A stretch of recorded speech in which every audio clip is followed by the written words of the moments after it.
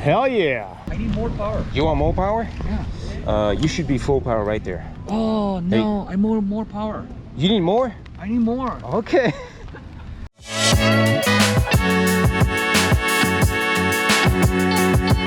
What's up guys, welcome back to the channel. We are here at Voro Motors in Venice, California. So we're gonna meet with two gentlemen that are in the business of e-scooters and e-bikes. So can you introduce yourself? Hi, I'm Cash from SMARTWheel. We are based in Canada and US and excited to be here.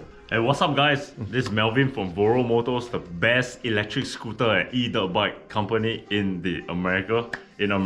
I'm with Cash. Here, right now, our partner in Canada. So just to let you know guys, I come from the two-stroke world, mopeds, vintage and all that stuff, and I just got into the e-world. Buying my first Roadrunner V2, I love it, I can't get enough of it. It's like a new passion for me. So why don't you talk about the future, what's coming out, what you guys are partnering up on it and working on? In the e-bike space and the e-scooter space, things are moving so fast. There's so much innovation going on in this space. A lot of manufacturers, but be very careful who you buy from. I think that's super important. There's a lot of companies in this space that are very experienced. I'm with Cash today. He's from SMARTWheels, Canada. Cash has been in the space for about 10 years, you think? Yeah, a little bit more than that, but thank you. You've seen companies coming in and out, yeah? What would you say most customers are leaning towards in the e-scooter and e-dirt bike world? I think that you're absolutely right, Melvin. Thanks for explaining that. I think the world is changing. So we have seen a lot of evolution coming from different technology, going in from one wheel to two wheels to three wheels to four wheels.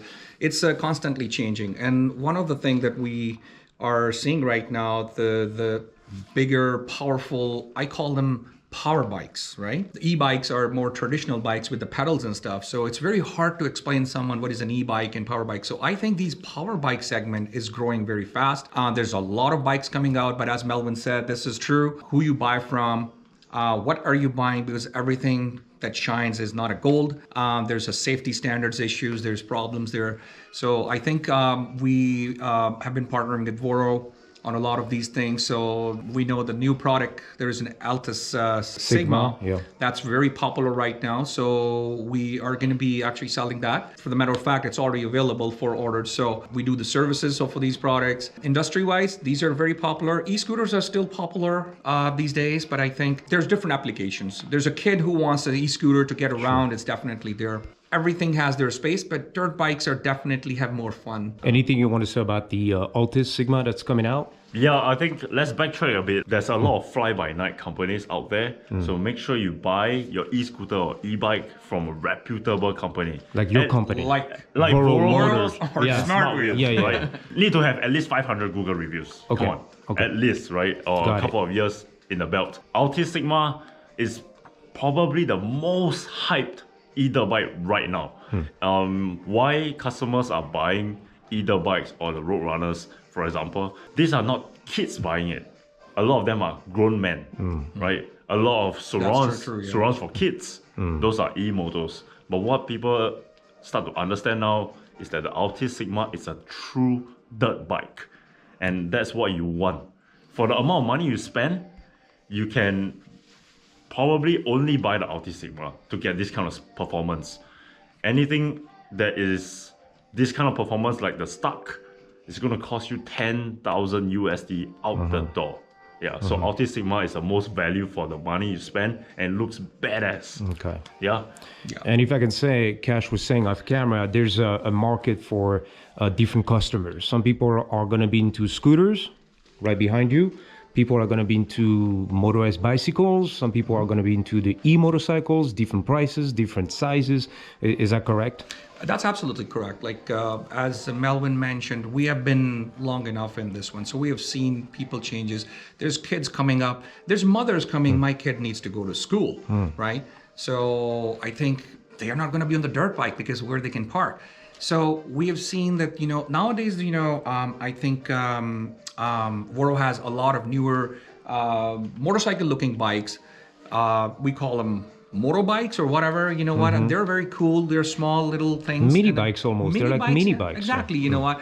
And they're also cool for a lot of, customers. And also in the compact spaces where you have, let's say your kid or someone, not even a kid, Someone is riding that, but you have to pick him up in the car. It's simple. Put it in your trunk, and you can bring it home. Whereas you have big dirt bike or Altis, it's not. So different applications. Scooters are foldable. People still love it. Okay. So we have seen, people are still interested in different things, but of course there's a little bit of trend, and also the price is very different. A 10K or I think the pricing of altogether when you come out in Canadian. It's a big price tag for someone who knows what this is. Okay. But generally speaking, scooters range anywhere from $500 to $2,000 to $3,000. They're very decent scooters, and they do the job for personal transportation. And that's we're the talking space we're about in. standing scooters. Standard scooters, foldable scooters.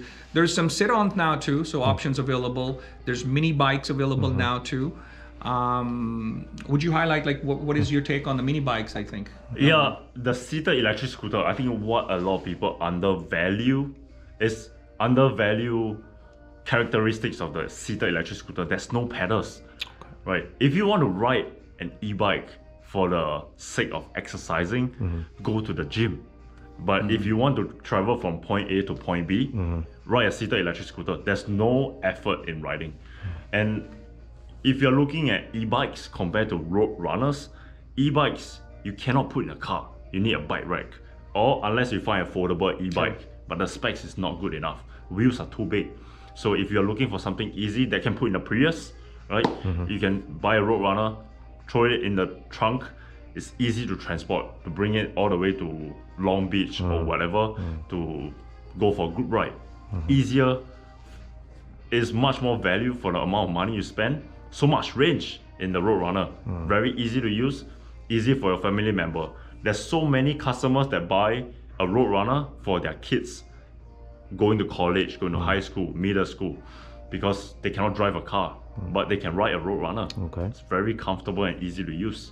Or like Cash was saying, you test rode the V3 today. You're like, this is a fun toy. This is a fun toy. I wouldn't commute, but I would have. Absolutely, and you know what? You just mentioned that it's a very nice, lovely suspension. Have a suspension.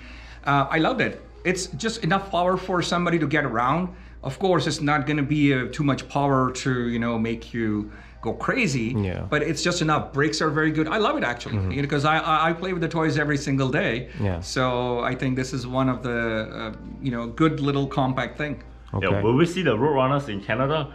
Yeah, are we going to see the road runner in Canada? Absolutely. We are looking forward to Breaking it. news, I think breaking beginning news. of next year. Next year, And okay. you know what? One of the things, Chris and Melvin, I think what we are sharing here is the environments are a little bit different. In LA, weather is definitely different. So some products that are more popular here may have a different impact there. To answer your question correctly, and then most of the time, let's say in next few weeks, there will be salt all over the place in Toronto, where we are based in.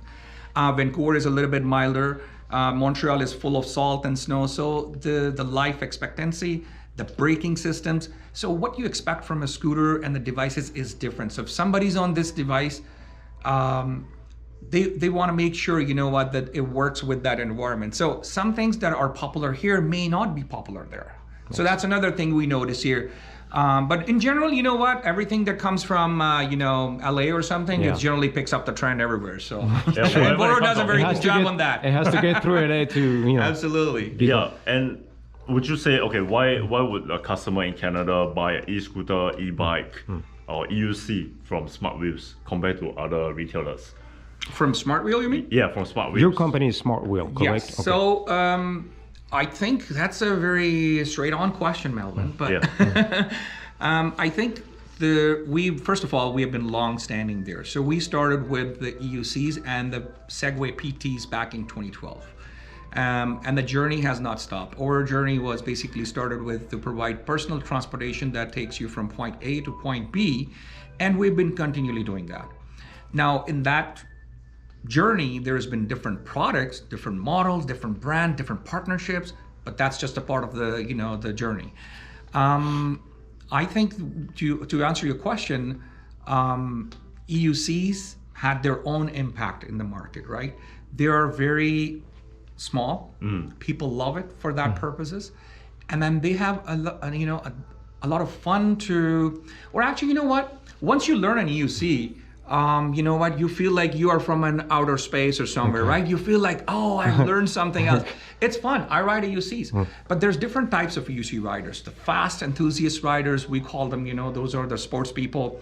And then there's a general AUC rider, people use it for commuting. Then there's another type of scooters. Scooters are also a few different types, entry-level commuters and sports ones. So of course, this is something that we don't define. This is customer defined, where they're riding it, what they're going to do, what their application is. And then there's people who wants to do everything. E-bikes are general e-bikes. Power bikes, again, we sell dirt bikes for dirt purposes, but there's some people who wants to convert it into use it on the street. I'm not saying it's legal, but people take that opportunity because in today's world, I think, electric mobility is the way to go. So I think a lot of people are trying to utilize these tools for this purpose. And I think this brings up another question that, a lot of regulations and stuff should accommodate that and allow some of the, exceptions here. However, we're not going to go into legal detail. But again, people use the way they want to use it, wherever they want to use it.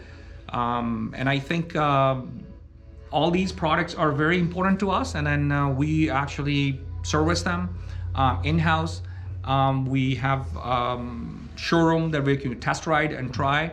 You can purchase in stores online, and we just expanded our expansion into the US as well as, with partnership with Voro too. So if you want to buy something here, that's, we can. Okay. We can supply you here. So I think the future looks pretty good on this electric mobility. Yeah. Congratulations. From Yeah. Thank you. 2012. Thank you. 2012. Congrats. Long time. How many businesses actually last for more than a decade? Yeah, that's true. It's More than hard, 10 you years. know. It's congrats. 2012, a long Yeah. time, Yeah. bro. In this space, Especially in this space. I mean, Yeah. And we see people come and go, correct? we see people come and go, and you know what? Most of it actually happened during the COVID time, because before COVID was a different struggle, and after COVID was a different struggle.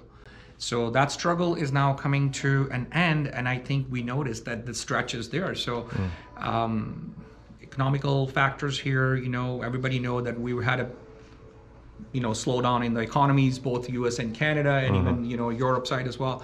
So I think it was not easy. In the beginning, it was even tougher when we started. Like, the first 5 years were like literally, you don't know what you're doing, but you keep doing it for the passion and thing. And then things started to get adopted. Like, let me give you, this is funny when I tell, before 2017, nobody knew what an e-scooter is and what is an e-scooter. Yeah, I'm new to the game. I just got in, and I feel like I've lived in a different planet, and I'm discovering a new world. I was like, oh my God, 2018 and 17 when we started knowing about the scooters, and a lot of people like in your in your situation come in and they're exploring, oh, what is it, how does it work, and you know what, that's what we do. How do you feel the gap? There's a lot of people like me that don't know anything about it, or I might be intimidated by it. It's like, oh, this is the electric technology, I don't know, would I be able to buy one, operate it? Some people are, I don't want to say intimidated, but it's a new world, right? Especially if you come from the gasoline world. Well, I think, Well, I could be wrong, but no, you are actually right. So my experience with people are coming with a few different mindsets. First of all, somebody has seen something and they're inspired with what it is. And then they come check out, oh, I saw you guys because I saw something like that with the one wheel or a two wheel, he was flying. This used to happen a lot before, but not now, because everybody knows what these names are. Okay. But I think people coming from different world, their problem is not the gasoline or something. They're adopting electric very, very fast. And actually, if someone has an electric car, they want to buy an electric scooter just, as a default. But why? Because they're saying, okay, for the last mile commute or micro mobility, this product will actually help me go. So I don't have to use another gasoline product. However, I think coming from a different world, adopting an electric scooter, electric word, it's not that hard. I think businesses like us who've been around, we educate people. It's why we have showrooms for a long time. Customer you come service. in, customers, exactly. You come, try, check, feel, test ride, and then you make the decision for yourself. And then we educate you, and then no pressure. That's why it's called an experience center with us in Canada. You propose offer customer service here in LA, right? Yeah, we And do. is it a key component to your customers? I mean, I think for customers that are trying to purchase in-store, it's important for customers to know that if my tire goes flat, where do I go? okay. Right? If my controller or motor need replacement, where do I go? Yeah. That's super important. So it is important. And actually, with this discussion, I might take a moment to educate some people. Absolutely. So there's a very bad misconception from a consumer side. And I think it's not consumer's fault or anybody's fault. It's just the industry-wide. A lot of those scooters are still made overseas. They come and there are, let's say, there's a journey that they travel, right? The inflation level, battery maintenance and stuff, when they leave the factory and by the time it goes to your house, may be changed, and pressure levels and the temperatures where it's kept, for example, the temperature in LA versus in Canadian warehouse. So all these affect the the life or how the product will look like when you take out of the the box. Now sometimes we have noticed that people take out the product and it's deflated. It could be a fault or it could be actually just a pressure issue and you have to inflate it again. What I'm trying to say here is not trying to defend the the quality standards, but I think there is a thing.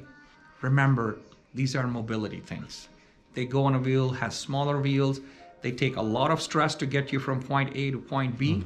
So they require a little bit more maintenance, and expect that there will be some things that could happen out of the box or down the road, and they do require maintenance. That's why it's very important that you shop from the places who have a real, true service centers along with their sales. True. Alone sales will not cut it. Yeah, to expand on that, I'm not sure if you experience the same thing. Let's say if you are ordering something online, your personal patience clock starts from the time it ships. But if something goes wrong with the bike or the scooter, the personal patience clock starts from the time where the issue happened. So you start to chase the supplier. Hey, where's my part? Hey, where's my controller? Where's my tire? So customers need to realize and start to understand and learn that, okay, if you have an issue, just tell the retailers. They will take care of you, the people that we work with. You just need to give them more time. Your things is going to get shipped and There's challenges. So basically you're saying especially be patient. shipping the batteries. Let's say batteries is not something that you can fly, through the thing. Motors are very heavy. They don't ship.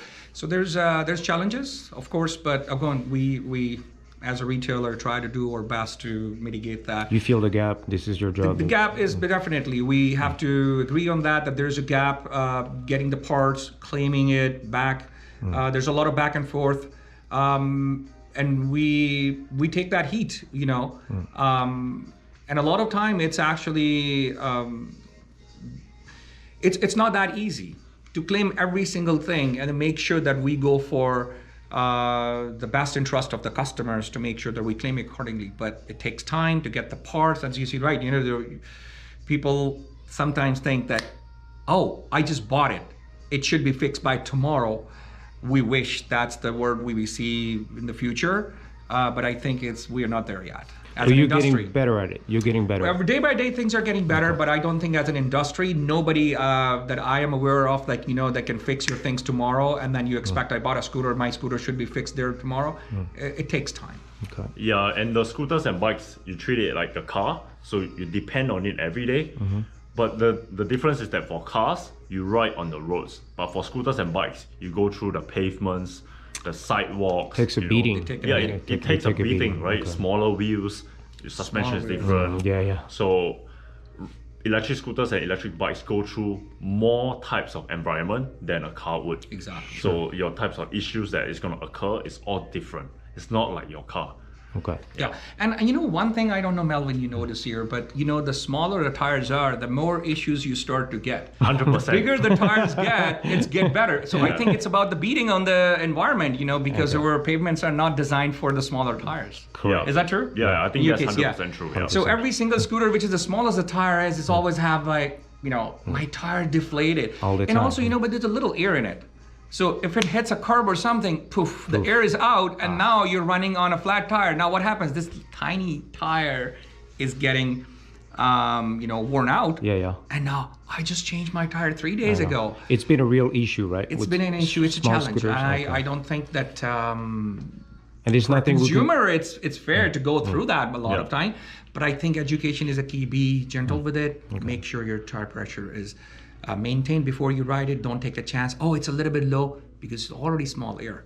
Cars have tubeless tires and different, a lot of air in it.